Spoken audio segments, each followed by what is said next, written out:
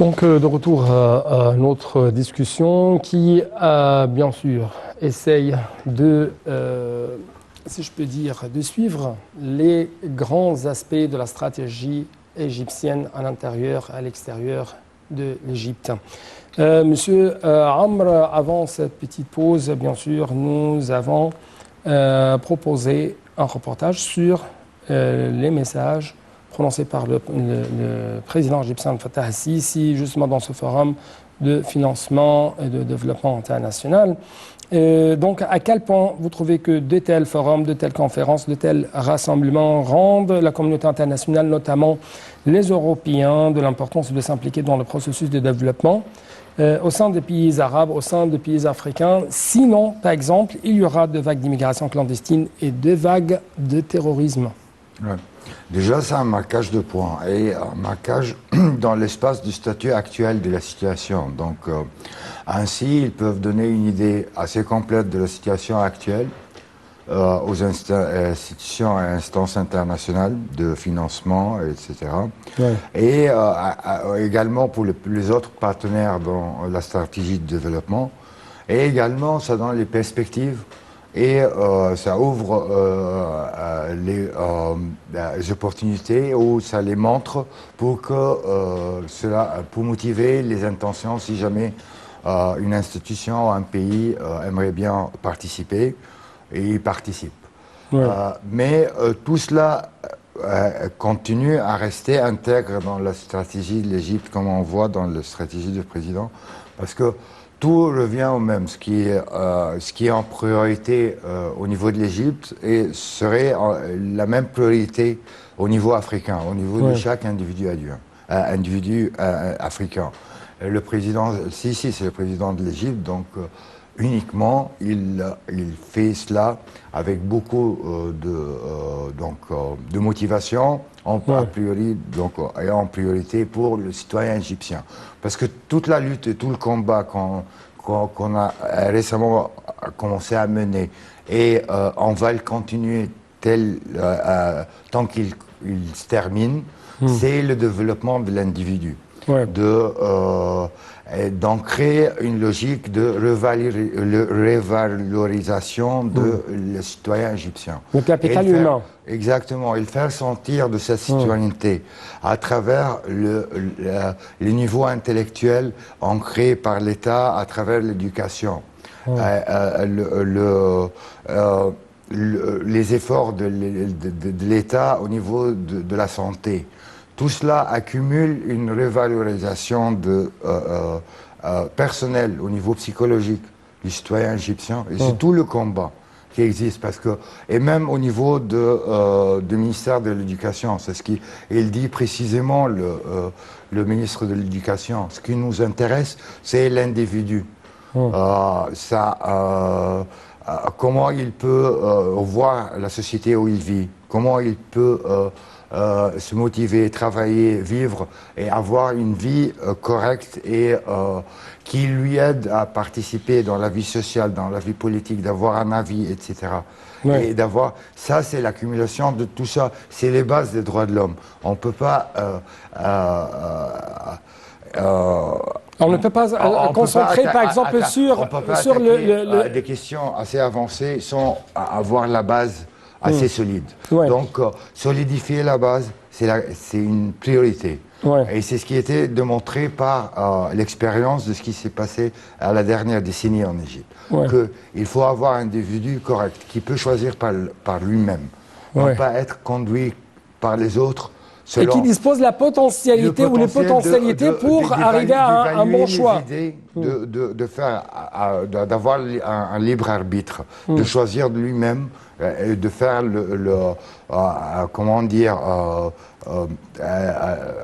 pas le choix, mais de trier lui-même ce qui est bon, ce qui est mauvais. Parce que le problème, même aujourd'hui, c'est accéléré avec les processus de médias sociaux, le social media, tout ça, avec toutes les applications, etc. Il n'y a aucune information qui peut être vérifiée avec des références ou référenciées ou avec des sources assez correctes. pas tous et pas toutes, mais la majorité de ce qui est dans la zone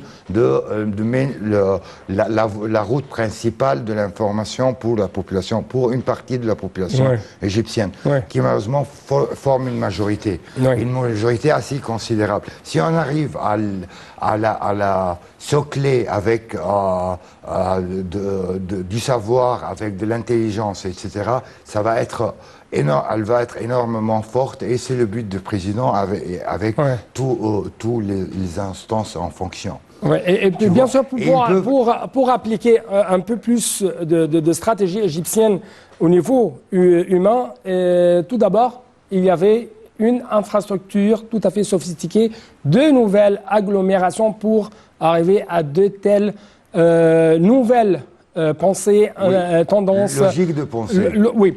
Justement, nous devons proposer un autre reportage sur le président Abdel Aziz qui a examiné hier les projets d'infrastructure dans la capitale administrative, le Grand Musée égyptien.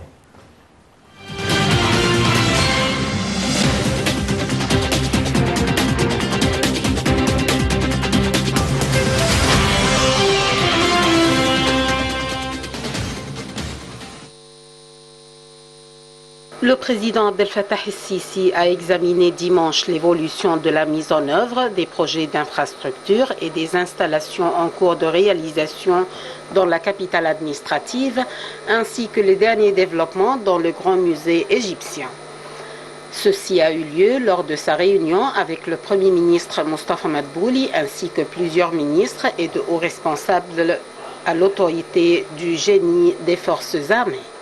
Le président a dirigé la formulation d'un plan intégré concernant le système de gestion et de maintenance des quartiers et des installations de la nouvelle capitale administrative, notamment la zone centrale, le quartier gouvernemental et les divers équipements publics afin d'assurer l'efficacité de la gestion et du fonctionnement. Le Sisi a également examiné l'installation des équipements, les lignes des stations de transition et de distribution dans la nouvelle capitale administrative, ainsi que les travaux du secteur des télécommunications, des systèmes d'information et des infrastructures, des services numériques dans ces différents axes, des équipements technologiques pour la gestion de la capitale, des réseaux de transmission de données, des systèmes de sécurité et de circulation, ainsi que de la couverture des réseaux de services mobiles. La réunion a également abordé la situation exécutive du projet du Grand Musée égyptien, les taux d'achèvement et les développements dans les phases de construction du musée, surtout les salles principales et les galeries. Dans ce contexte, le chef de l'État a exigé de prendre en compte la production de l'équipement du musée au maximum et à son niveau, en plus d'examiner minutieusement tous les détails liés à l'exposition du musée, d'une manière mettant en évidence le caractère unique et la noblesse de la civilisation égyptienne antique, aussi conformément à la valeur du musée, attirant l'attention mondiale en tant qu'icône culturelle pour toute l'humanité. Le président El-Sisi a de même passé en revue les derniers développements dans le secteur du tourisme et des antiquités, notamment les derniers préparatifs de la saison touristique à partir du mois prochain et les travaux de restauration en cours dans un certain nombre de sites archéologiques au niveau de la République, notamment le temple de Luxor et l'allée des Béliers.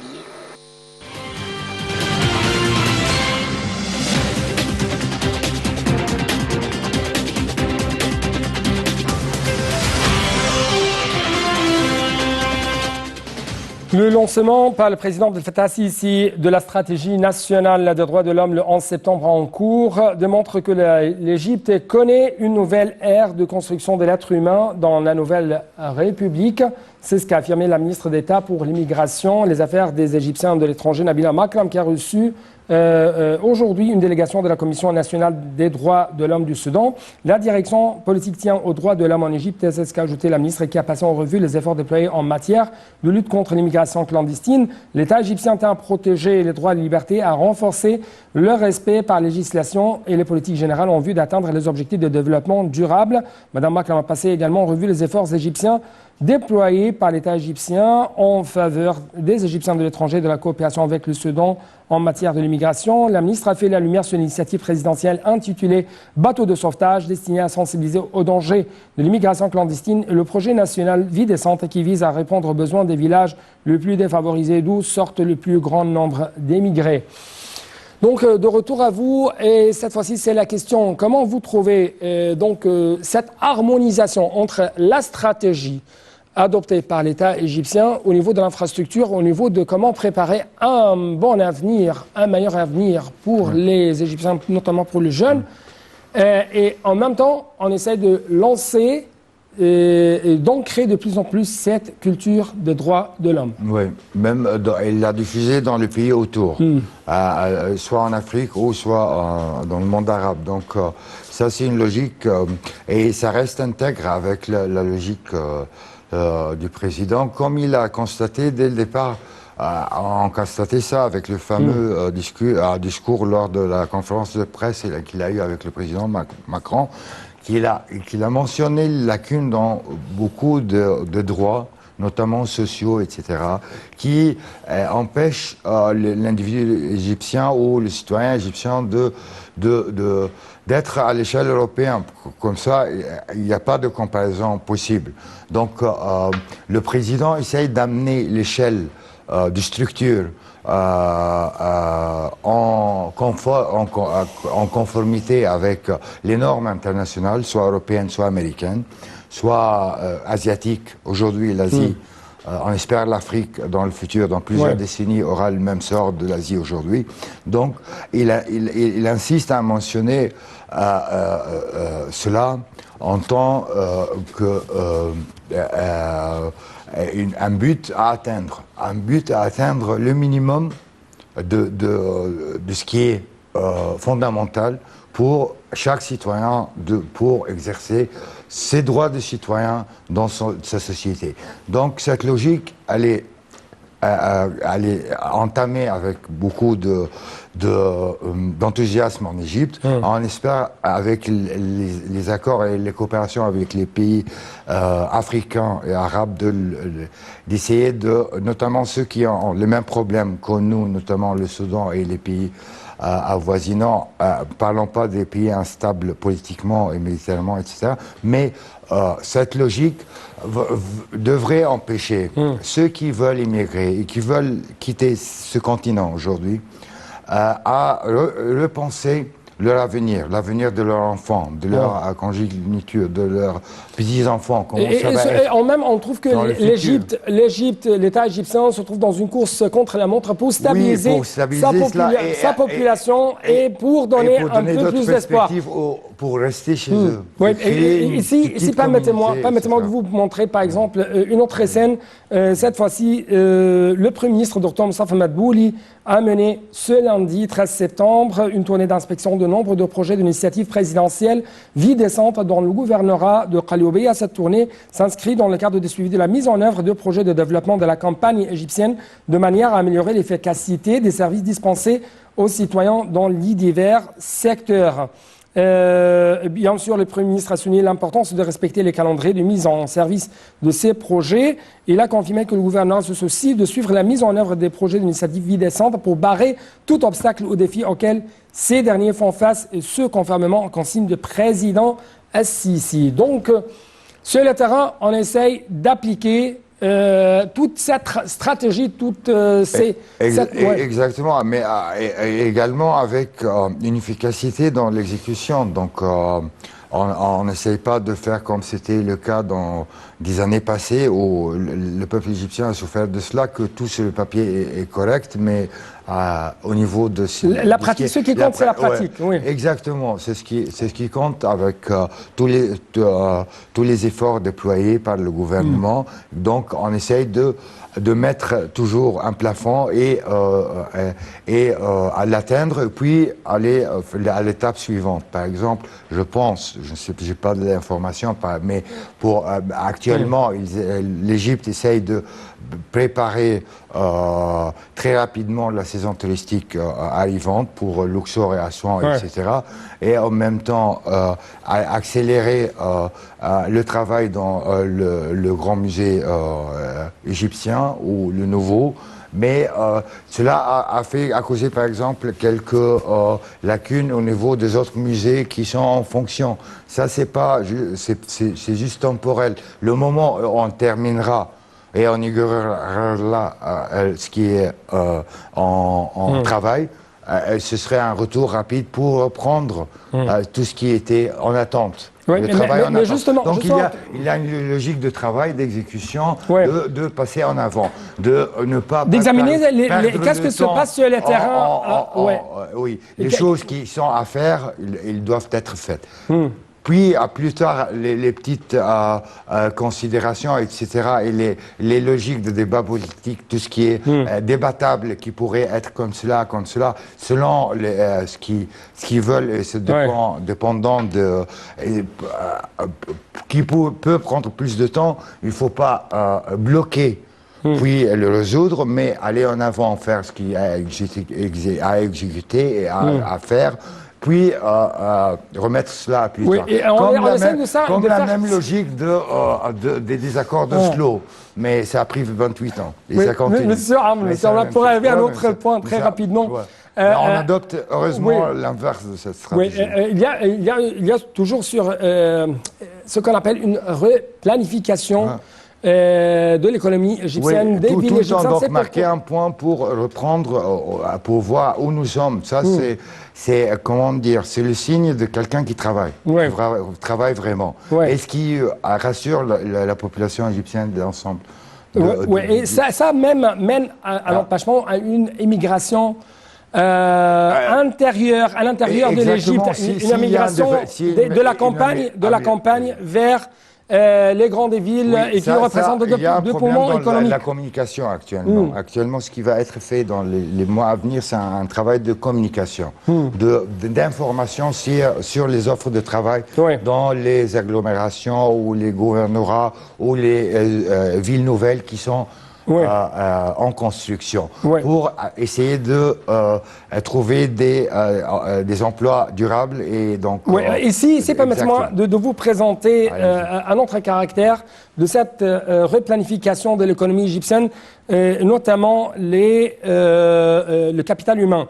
Le service d'information du gouvernement SIG a affirmé ce lundi l'adoption par l'État d'une vision stratégique globale intégrée de réforme et de développement de l'enseignement technique selon les derniers systèmes et programmes internationalement reconnus pour assurer que les diplômes, ou plutôt les diplômés, soient formés selon le plus haut niveau et conformément aux exigences du marché du travail local et international. Donc l'enseignement technique est devenu un élément axial, efficace dans l'économie égyptienne. On espère qu'il soit efficace, mais c'est quelque chose de très important qui n'est pas été. Mais également, il y a une lutte qui va être, parce que c'est un travail de communication au niveau de combattre les clichés qui sont dans la mentalité égyptienne, etc.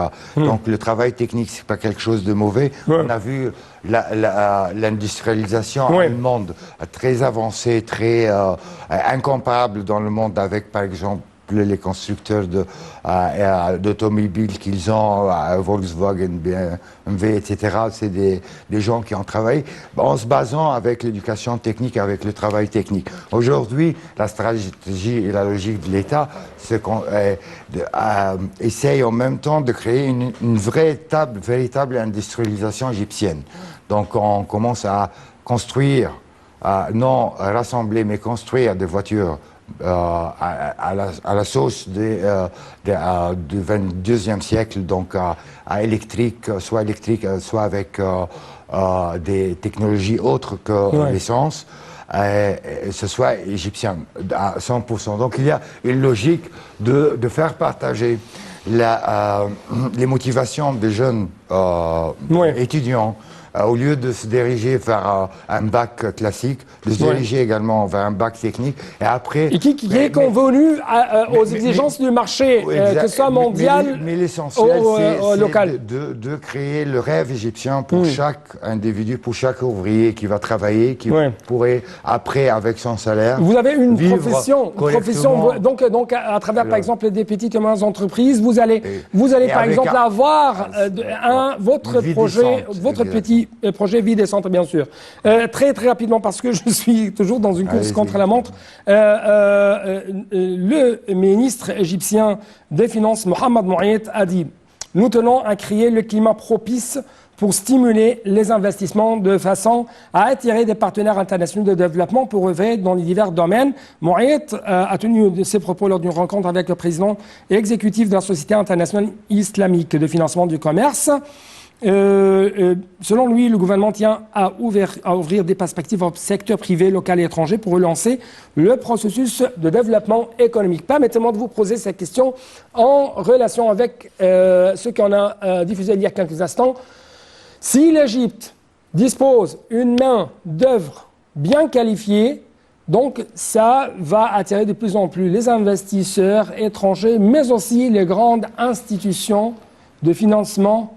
Oui, sans doute, c'est ce qui a été dit et ça continue. Mais l'essentiel, avec ce point que vous avez mentionné, ce qui est très important, au moment où l'Égypte aura la main d'œuvre qualifiée, les produits égyptiens seront aux normes européennes ou aux normes américaines, etc. Aux mêmes normes ça va aller en parallèle à ce qui était décidé de ce qui soit sera importé en Égypte, soit serait selon des normes européennes. Donc on espère ce qui était dans les années passées ou dans les décennies passées des produits qui viennent, on ne sait pas d'où, etc., et qui ne fonctionnent pas correctement, etc., c'est oublié. Donc, au niveau des produits qui vont être sur le marché, ils vont être d'une qualité assez correcte. En même temps, les produits des ouvriers égyptiens, ils vont être avec ces normes. Ça va pas mener uniquement à ce que vous avez mentionné, mais ça va mener à ce que les exportations de l'Égypte vont augmenter, puisque la main-d'œuvre égyptienne va être plus qualifiée, la production va s'améliorer et va être meilleure. Et en même temps, si nous avons des éléments, des êtres humains, un capital humain, bien sûr qualifié, mais aussi qui possède une bonne santé, ça va bien sûr doper de plus en plus l'économie égyptienne. Justement, très rapidement, nous devons passer à un autre reportage qui va jeter la lumière sur cette coopération entre l'Égypte et les Africains dans le domaine des vaccins. Et en même temps, l'Égypte essaye d'apporter d'autres expertises internationales, comme par exemple la Corée du Sud, dans le domaine de l'industrialisation des vaccins. Justement, un reportage.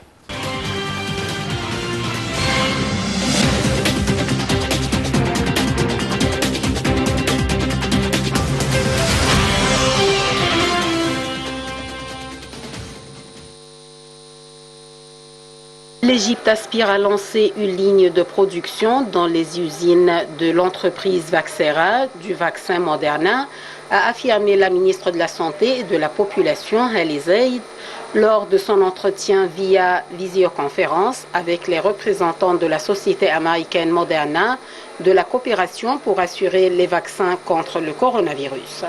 Selon le porte-parole du ministère de la Santé, Khaled Meguehed, cette réunion a porté sur le plan de fourniture à l'Égypte du vaccin Moderna dans le cadre des efforts déployés par l'État égyptien pour diversifier les sources des vaccins. Dr Meguehed a souligné que l'entretien avait également porté sur la coopération pour produire le vaccin Moderna en Égypte.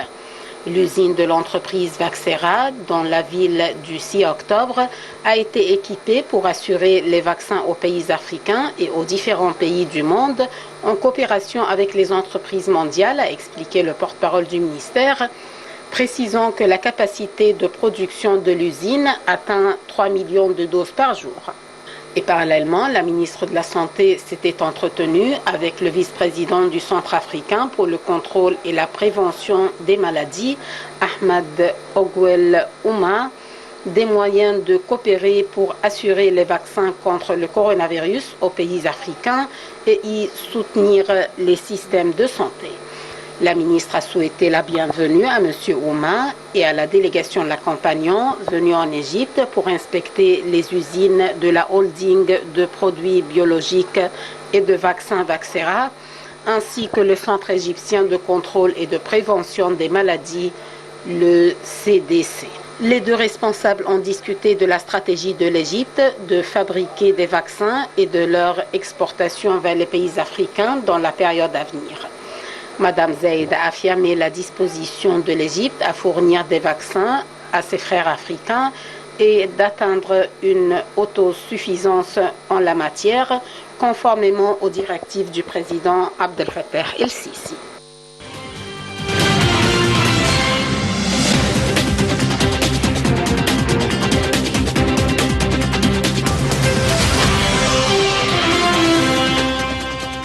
Je vais ajouter très rapidement que Mme Hala Zeid, la ministre de la Santé égyptienne, a dit que la protection sanitaire est devenue un domaine d'une priorité primordiale pour tous les États. L'Égypte pourrait devenir le centre par lequel les entreprises médicales coréennes peuvent accéder vers le marché africain. Donc ce sont des déclarations faites avec une rencontre, pendant une rencontre avec des responsables sanitaires du Corée du Sud. L'Égypte donc va être un centre, un centre sanitaire. Espérons-le, on continue. L'Égypte déjà il a une expérience très remarquable au niveau de l'industrie pharmaceutique et ça devrait continuer avec les franchises qui a pu avoir donc le gouvernement égyptien pour produire donc le vaccin de la coronavirus et que dans le futur, avec la première production en sortie des usines, seront donc exportés en Afrique. Et cela aide les sociétés donc, pharmaceutiques détenteurs des brevets de produire avec la même qualité hors le sol, donc en Égypte, donc, et au niveau de transport, etc.